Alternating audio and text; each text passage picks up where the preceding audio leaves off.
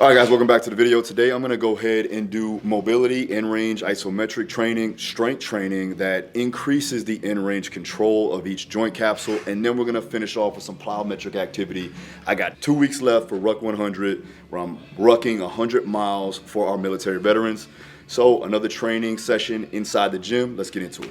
All right, so what I'm doing here is called in-range isometric. So I'm starting off in a deeper in range. I'm using the combat stance and I have a floated heel. So I'm trying to increase dorsiflexion in this bent knee position. So as I'm driving using the kettlebell for added load, I'm maintaining that in range and working through the in range. So this is going to enhance the muscle contractibility at the most lengthened phase. So I'll be able to increase strength through that lengthened phase to be able to power out of it. Whether you are a combat sport athlete, let's just say you're shooting in on a double leg or something like that, or you're sprinting out, you need to have proper dorsiflexion to be able to produce force from those end ranges. So 15 seconds on the isometric hold with that load, try to get as deep as you can, knee over the toe.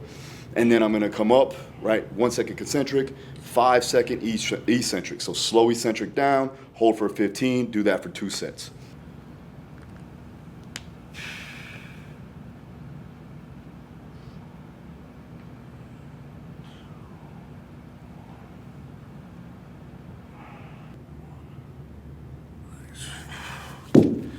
Yep. So as you can see, the second set, I'm able to get deeper into the position, all right? So I'm not guarding anything. Once you can enhance the strength in those end ranges, you typically can get deeper and deeper into that range to be able to produce force. Not only produce force, but also absorb force, which is key when you're trying to protect yourself, right? So reducing injury and increasing performance all in one.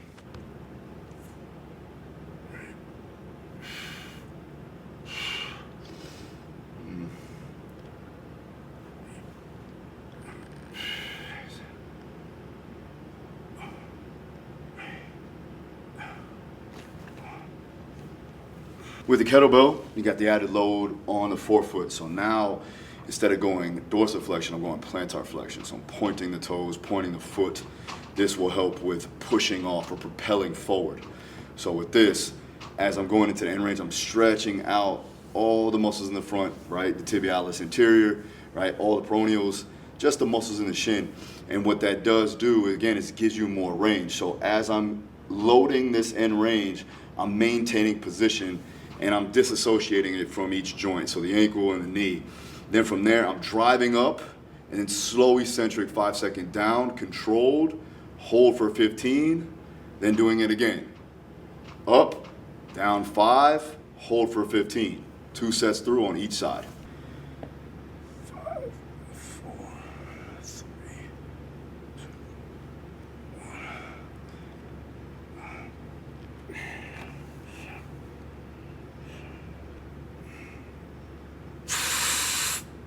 This one here is 25 pounds, 26 pounds.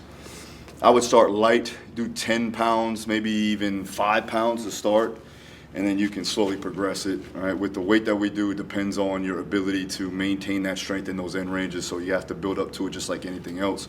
Progressive overload, start off, like I said, at the lesser weight and then increase over time. Once you've increased the weight at a optimal range, then start increasing the time of the stretch. So start off with 15 seconds, 20 seconds, 30 seconds, and then increase the weight again. So you got a 3-week wave, you wave up in time, and then you wave up in weight.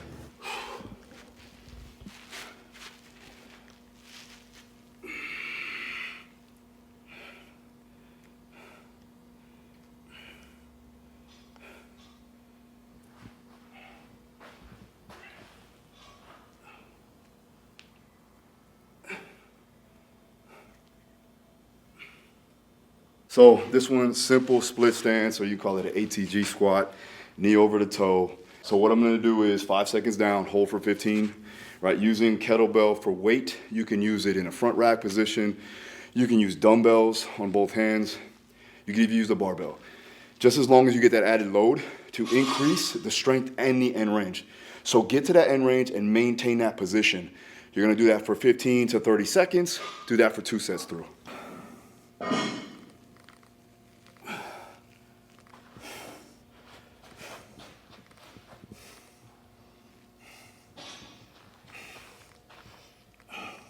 All right, so notice once I get into the end range and I'm maintaining that position for 15 to 30 seconds, I'm gonna explode out of that position, right? Because the goal is to make sure that you're strong even at the end range. So in the most lengthened position, you still gotta be able to produce force, right? So then once you have that lengthened position set, you can contract the muscles as fast as possible so you can be more explosive and have better power output. All right, so real quick before we get back to the video, I had to announce that my school community is now available, Daru Strong Club, with live Q&As, a book club, training templates, programming, coursework that you can learn directly from me. But not only doing that, you're with a community of individuals trying to grow and evolve together, hold each other accountable, and make things happen. Link is down below to get your first 7 days free.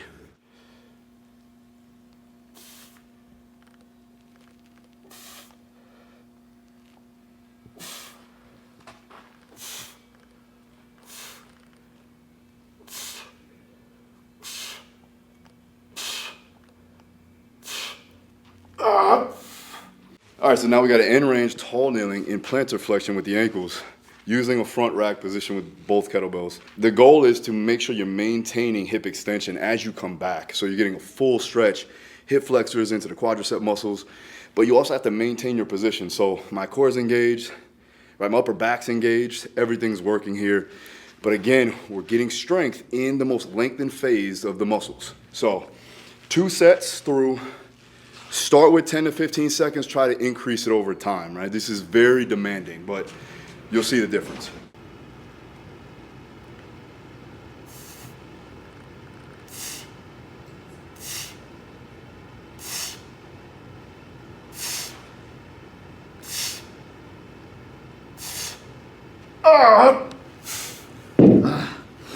All right, so now I'm in a base 90-90 position, right? So external rotation, internal rotation on the backside leg. Taking the kettlebell, loading the position, right, of external rotation.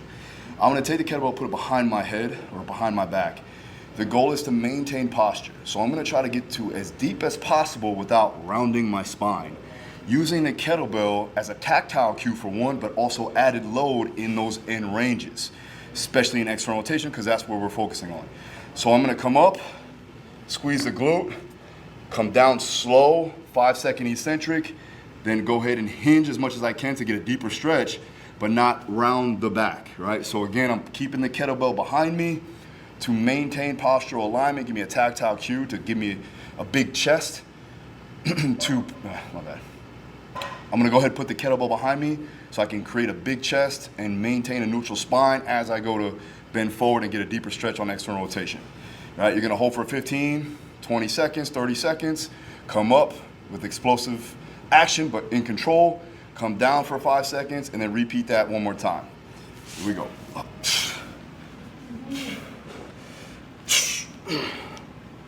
Tall, 4, 3, 2, 1, hold, 5, 4. Tall chest.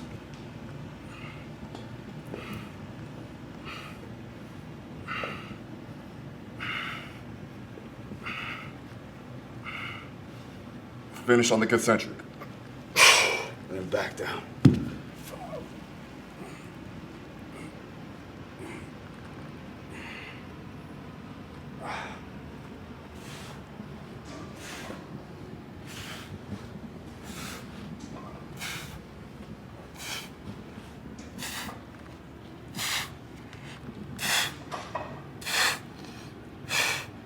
Up. All right, so first, before you add load, we want to be able to get into the position. So without having to use your hands for just a base and create posture, start with this, right? Load this position. Then what you can do from there is start to slowly bring your torso down to get a deeper stretch. Now, as you do that, once you get comfortable getting all the way down, let's say you can just touch your chest over, or like your sternum over your shin, then you can start to load it.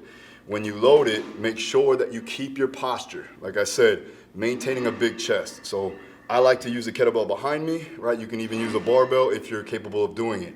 Right now, I used a 25-pound kettlebell. Stick with something in that range, and then you can increase it going forward. So remember, don't sacrifice positioning for range of motion. Make sure that you have a solid frame before you start to increase your range of motion. All right, so we just did external rotation with a loaded 90-90. So what we're working here now is going to be internal rotation with a band. Now you can use band tension to obviously enhance the range of motion, get you activate the muscles to improve the rotation of the hip. So now I'm working internal rotation with band tension. I'm also getting a slight stretch, so I'm opening up the hip, using the band to assist with that, and then I'm getting resistance coming down on the internal rotation. It's a good way to combat what we just did with the external rotation. All right, so now, since we did the external rotation, I'm opening up the hip, and then I'm using band tension to drive into internal rotation. Right, now this is just added accommodated resistance in the end range in internal rotation. So I'm opening up, getting assistance with the external rotation now, and then I'm driving into internal rotation with band resistance. Driving through, same sets and reps can apply. 1 second down, hold for 15 seconds, and then slow eccentric going back on a 5 second. So we go 5, 4, 3, 2, 1, hold, bring it down, hold for 15. Now this is more of an overcoming isometric, but we're enhancing the internal rotation after we did the external rotation.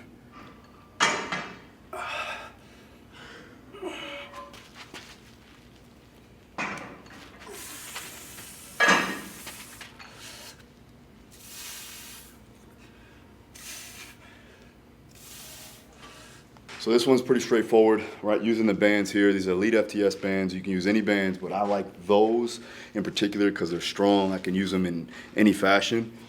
Biggest thing here with shoulder, we're working shoulder extension, and we're also working elbow extension. So working the bicep, working the anterior delt, and trying to gain more range in that end range, but also maintaining a position. So with the band, it gives you tension at the end range. You're strengthening the muscles at the most lengthened phase.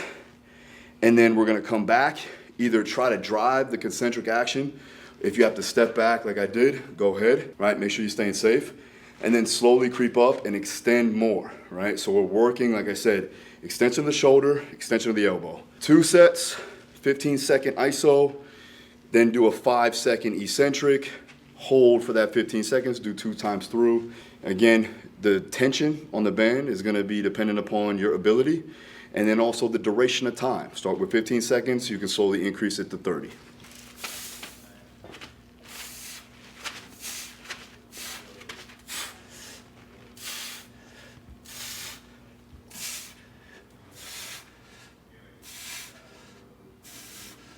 All right, so if it looks a little bit nonsensical, don't worry. At the end of the video, I'm gonna break down the objectives, and I'm gonna break down the reasoning why we do this. So we're gonna go here, come up, come down on the 5 second, 5, 4, 3, 2, hold.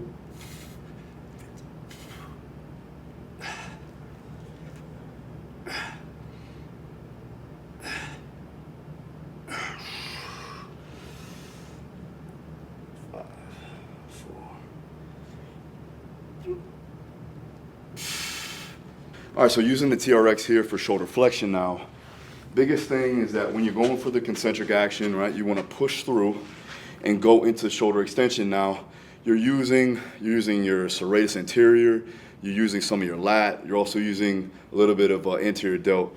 But when I come back now, I'm stretching out all the anterior chain. So I'm maintaining my position. I'm not overly extending into the thoracic spine. So my abs, my rib cage is stacked underneath my pelvis, or I should say my rib cage is stacked over my pelvis. And I'm keeping a slight knee bend just so that I don't go too far into more of an abdominal workout. It's more about maintaining position here on the shoulder flexion. So with that being said, also, you want to set your scaps. So don't have your traps raised. So I don't want to see your shoulders come up. You want to really externally rotate the shoulders and go into that shoulder flexion, right? So you shouldn't be like this, trying to hold that position, right? Make sure that your scaps do rotate around the rib cage, so there shouldn't be any compression there, first and foremost. So if you do have that, you want to do some breathing techniques to open up and expand that posterior. If you do have proper range of motion and rotation, then set the scaps accordingly and then let your shoulders kind of drift back, maintaining tightness, isometric tension in the end range. So with this one, we have a side-lying Kimura with a kettlebell. Kimura, if you guys are jiu-jitsu practitioners, you know, right? We got the internal rotation of the shoulder. So what we want to do is, especially for my jiu-jitsu practitioners, You want to make sure that you're strong in those end ranges so you can fight out of it if you get put in it. So using the kettlebell, the weight is distributed more so on the wrist. So as it comes down, right, you're going into the deeper, more stretched out position, and then holding that position, making sure that one, obviously your elbow doesn't change position. It stays in that same 90-degree angle. Another thing, if you start to see yourself gain more range, right, and you're just passively being able to stretch all the way to the floor, right, you want to elevate the elbow to increase the range. So now you're making it a little bit more difficult on yourself because a lot of people do have the ability to fully go into internal rotation in a side-lying position. So if you elevate the elbow, you'll make it more intense. Another thing you can do, obviously, increase the time domain or increase the weight. So 2 sets, same thing, 2 sets through, 15 to 20, 30 seconds, hold, explode up, but in control, maintain it, come down at a 5-second eccentric.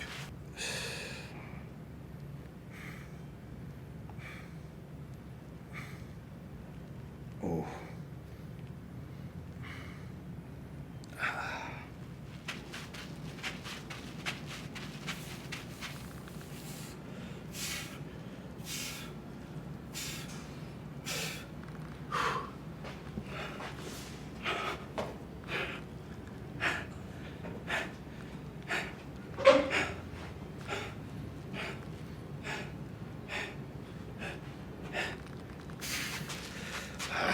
Couple things. First of all, we want to make sure that the band is set up at shoulder height.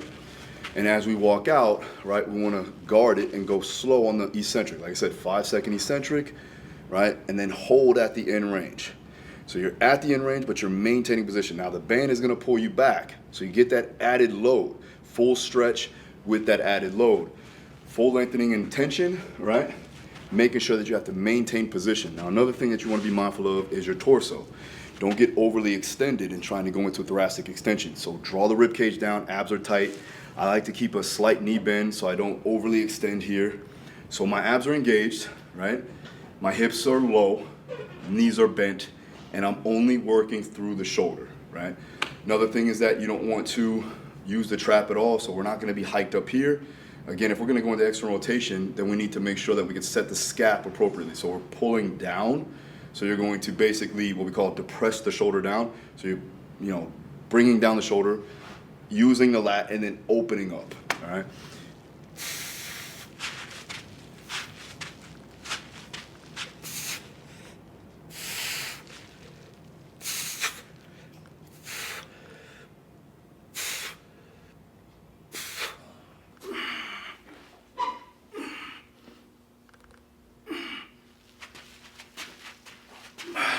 We went through our active range of motion, right? Enhance all of the muscles that surround the joint to allow us to produce force. Now it's time to produce force fast.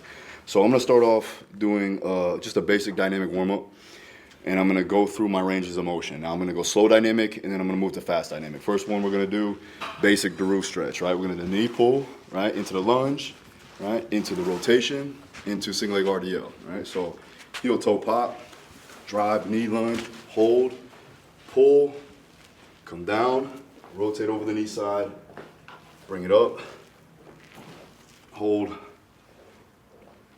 external rotation, internal rotation, relax 2 steps, drive, boom, step, hold, open.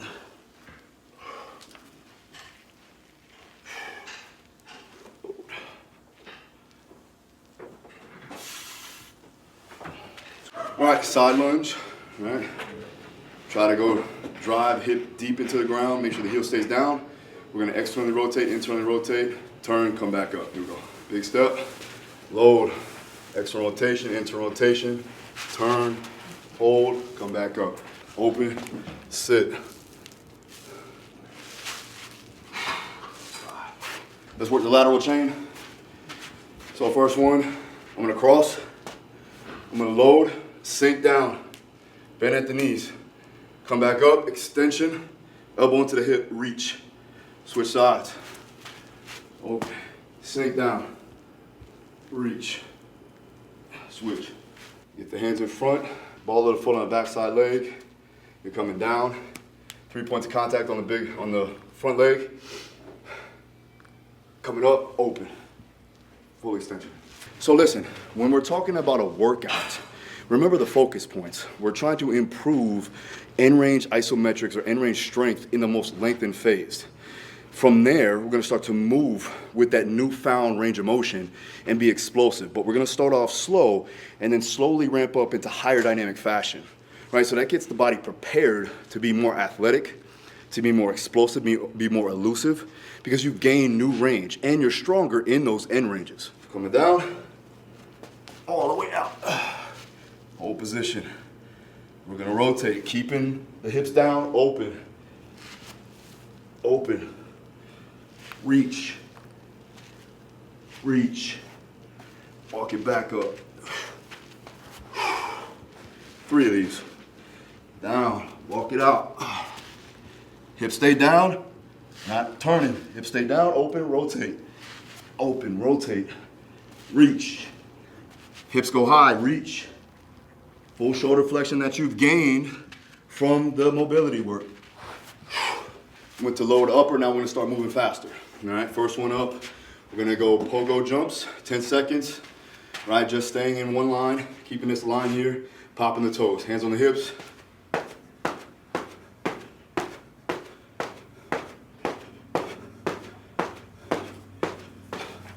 Now we're gonna go line hops, front to back. You can use your arms for momentum. Maintain a good center of mass. Don't let your body shift side to side. We're going front to back. Quick ones here.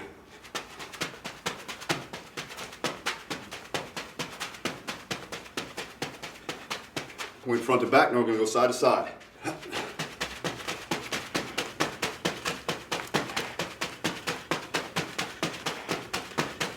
Now, scissoring, right? So we're gonna go left and right, scissor back and forth over the line.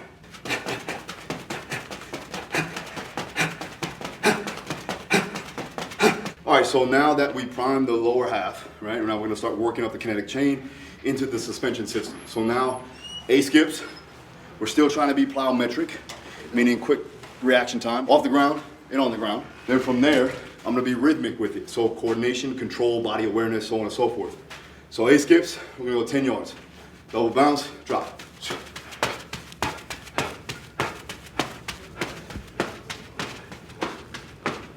I'm going to enhance the complexity. Instead of going straight forward, I'm gonna go backwards.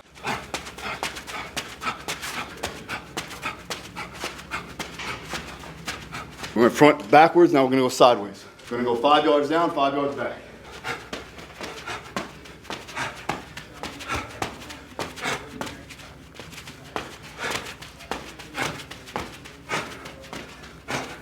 So this is a form of low-level plyometrics. So we're increasing our tendon elasticity, again, increasing our range of motion with the higher dynamic fashion, coordination, body awareness. B skips. So now I'm gonna move into cycling it out.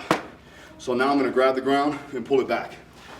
So double pop, knee, pull, pull, pull, pull, pull. C skips. So I'm going up, out, up, out, up, out.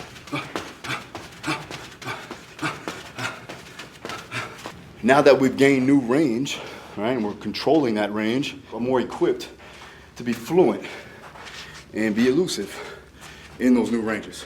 All right, so we pretty much went linear most of the time. Now we're gonna go lateral. So now I'm gonna push lateral, and I'm gonna do what's called a power push. Not a shuffle, push, replace. Push, push, push, push. Let's work on rotation of the hips, still going lateral. We're gonna do what's called karaoke. You played football, you know what this is, right? We're here, quick, quick, quick. Same thing. Turn.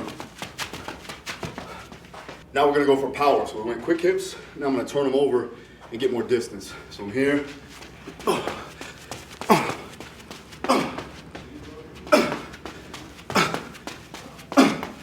All right, so now we're gonna add on upper and lower. So I'm gonna be explosive. I'm gonna explode through the range of motion. There's not gonna be any deceleration on this one. So pure compensatory acceleration, right? It's a ballistic action, I'm letting go of the ball and I'm jumping forward. Now the only time I'm gonna absorb force is the landing part, but I don't have to catch the ball. The ball's gonna be thrown and I'm just gonna jump forward. So Think about it as a broad jump, chest pass. So I take the ball, I got a 14-pound ball, elbows are tucked in. We're gonna keep it right at the chest. From there, I'm gonna go ahead, hinge, punch, and jump forward. Fast down, explode out.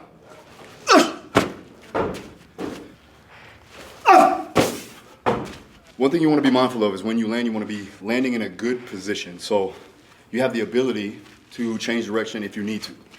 Now, with any athlete, our goal is to always be in a good position, even after an explosive action, right? If you're a combat sport athlete, if you're a tactical athlete, if you are a sport athlete, like a field sport athlete, you still have to be ready to change direction and explode again. So when I go to land, I'm in a solid base position, athletic position, in case I need to jump up, in case I need a lateral step, whatever have you. So I'm coming down, drop, land. I'm in a good position to move, right? Maybe change direction, get out of the way. All right, so we went just full compensatory acceleration, meaning basically throwing the ball and jumping forward. Now, I'm gonna take a load, right? We got 14 pounds. It can be 14, males can go up to 20 pounds, but nothing heavier than that. Females, you can go about 8 to 10 pounds. We're gonna slam the ball down, right? But the reason why we're gonna slam the ball down is because I want force, not only with gravity, but your force with the ball, added load coming down on the ground. You have to maintain position. Don't let the ball or gravity pull you down forward, more forward than being out of position. So we want to maintain our position and then explode back up.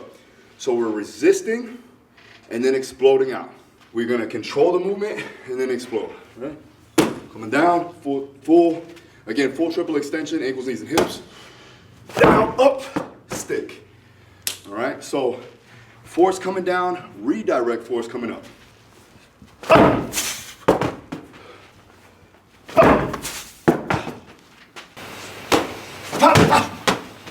Really good for field sport athletes, football players, cornerbacks, anyone that has to change direction. Absorb load, get off a block, and then redirect the other way. Right, so here we go. So Megan's gonna throw the ball into my hip. I'm gonna load, boom, get out. I'm pushing off the inside leg, turning my hips over. So this is a push, and I'm turning over. Full rotation with the torso, pivot the foot, turn and go.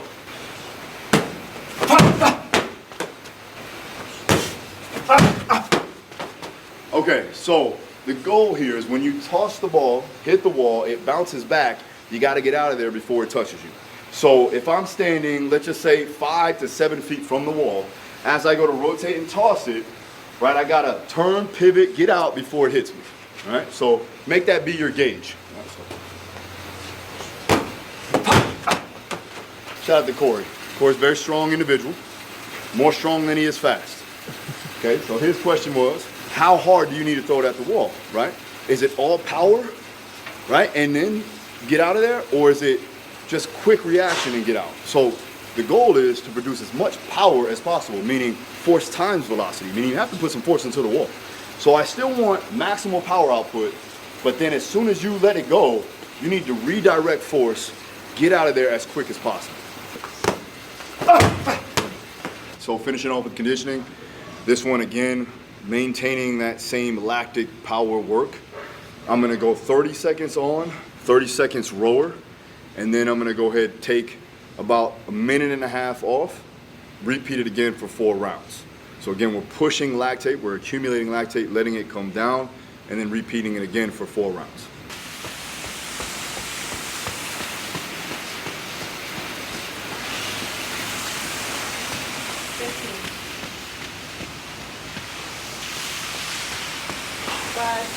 Go.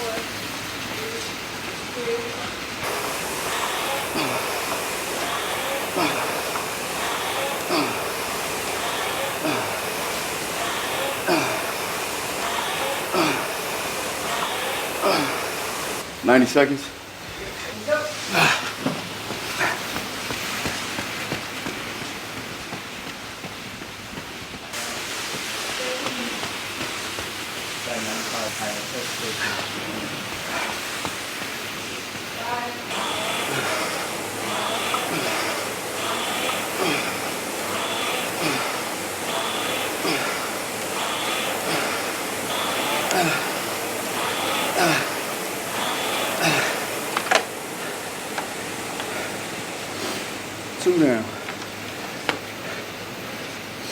This is obviously on top of all of the rucking training, which is more specific to the actual event.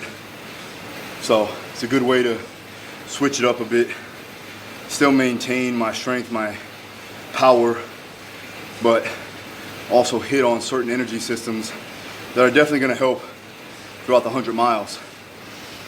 But when it gets closer to the competition, whatever it is, specificity of sport, the actual exercises, the modalities, the time domains, the duration, all need to be as conducive as possible. So it means it has to have high transferability. This is a good way to stimulate certain energy systems, like I said, but it's not as specific. This is only going to be 1 or 2 times a week. Like I said, I got 2 weeks left, so I'm tapering off of this. This will be the final week.